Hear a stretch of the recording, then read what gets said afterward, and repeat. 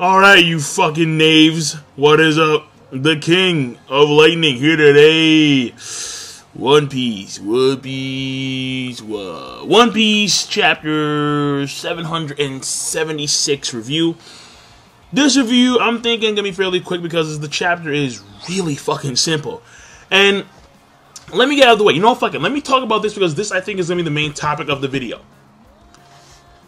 Diamante, as far as you know, got one-shotted by Kiros. And Diamante, he's a top executive.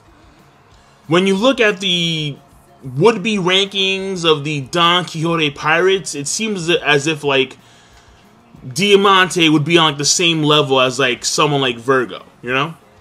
And, because Virgo was, I believe, also a top executive as well. So you had Monet and Virgo who were top executives, then you had Diamante, Pika, and Treble.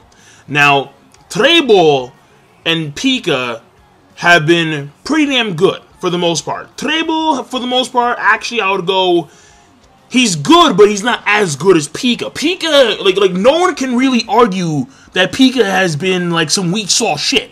No, like, you can't argue that, because Pika's been, like, fucking doing insane ass shit. You're like, my god, Pika. He's, like, changing fucking entire country structures and shit. He's fucking, it's disgusting with Pika.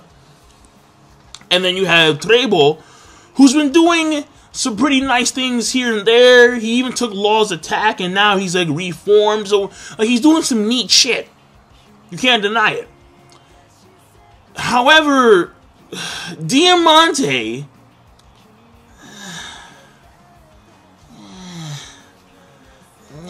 I mean, okay, listen, all right?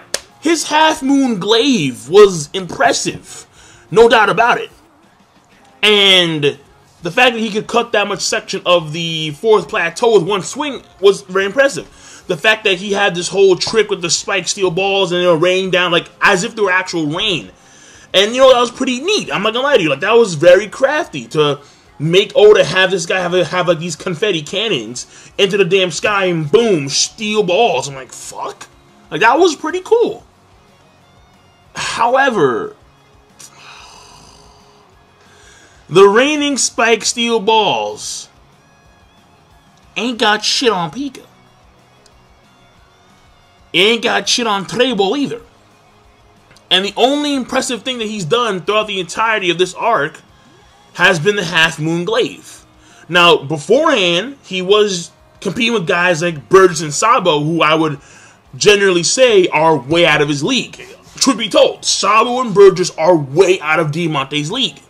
And Diamante, I think, is one of those guys who has, like, a super overinflated ego, where he believed that he was truly, like, one of the best guys on the block. He was the king of the block. He was the king of the curve. And then he realized, oh shit, there are dudes way better than me. There are dudes who would spank my ass in a heartbeat. And lo and behold, Kiros is one of them. And I'll be honest with you guys, like, when it came to the whole Diamante and Kiros fight, I didn't want it to actually last more than one chapter because I know what's coming. I know that Oda's gonna, like, save all of the shit that he has in mind for, like, the most epic fights. He's gonna save that for Flamingo. I mean, listen, if Oda decides to make the Zoro vs. Pika fight, like, let's say 2 chapters, I'm fine with that. Because Pika, he's already proven his worth. He's already proven his salt. Pika's fucking phenomenal.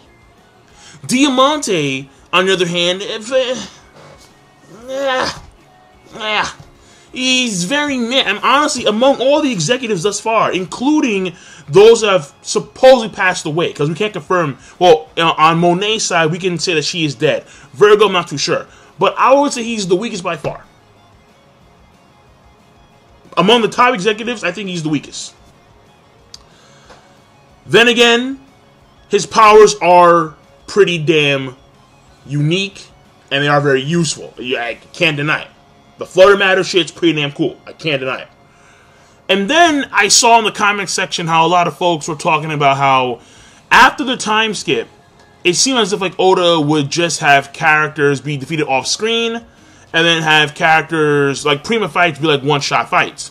Which, to a certain degree, I can see where they're coming from. Because I remember a lot of the fishermen were taken out like one shot. You're the guy that Brook fought, the guy that Brook faced. I think Brook did like one attack on him, fucking wins in the Netherworld, done. Frankie Radical Beam, done. However, you have fucking Horty Jones, who was taking blows for days on end. You're like, fucking Horty, he just won't stop with these steroids. And then you got Virgo, and you're like, bruh, like, he just won't fucking quit. Virgo was just too damn good. And Virgo was fighting nigh everybody. Sanji, fucking Law, Smoker. He doing everybody. And then you had Caesar Clown himself, who, to a certain degree, would have gotten one-shotted if he not, like, run away, like, several times. And Luffy did, you know, attack him a few times, obviously. But you got, like, 3 main fights for Caesar Clown, and basically there was an accumulation of damage that Caesar Clown took for the entirety of this arc. For that arc, the Punk Hazard arc. You can't say that for Virgo. I mean, for Diamante. You just can't. Because Diamante, he hasn't been wounded. I believe. Up until now. And that one slice fucking over. Now, this also could be a testament to the strength of Kyros. Yeah, it could. Because Kyros is hyped up to be fairly powerful. And the fact of the matter is that he did take all these steel balls. He was fighting on flutter ground. And he had one leg. He had all these handicaps. And he was still able to take out Diamante. So, it's a testament to Kyros' strength. But you truly expect a lot more from the top executives of... Well, okay, let me put it like this. You would expect more. Period. Because we've seen pretty impressive stuff from guys like, for example, Gladius has pulled out some pretty impressive stuff. Let's be real here.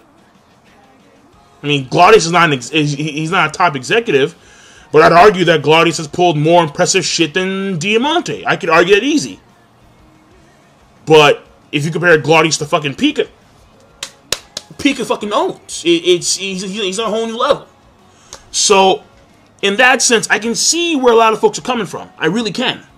But at the same time, there's also the flip side of the coin, and some of these fights are done off screen, but Oda has taken the liberty of showing you almost all the executives, with the exception of Baby 5, because Baby 5, she fell in love with, like, Sai.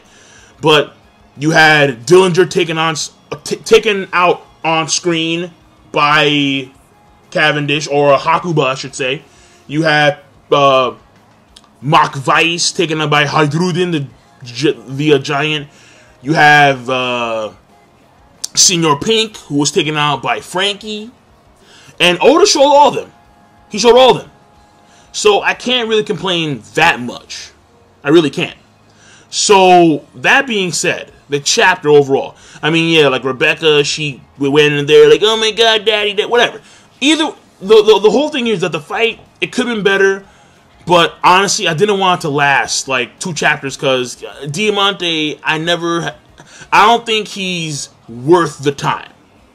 That simple. So, all of his tricks, what he did, it was cool. What he did was cool, but at the end of the damn day, I want to move on. I wouldn't mind spending 2 chapters on Zoro and Pika. I wouldn't mind at all. But I'm hoping that Oda spends a considerable amount of time on Luffy and Law or whoever against Trebol and Diamante and Bellamy / maybe in the fight too. I'm not too sure, whatever. So overall, the chapter, I think it's an okay chapter. You had some pretty neat shit going on with Diamante, but in the grand scheme of things, he looks like the weakest top executive by far. So I'm done. King Lightning, rate the video, comment, subscribe, give me your thoughts, what do you guys think, and again, rate the video, it's not that hard, mouse, click on it, easy. So I'll see you guys and gals later.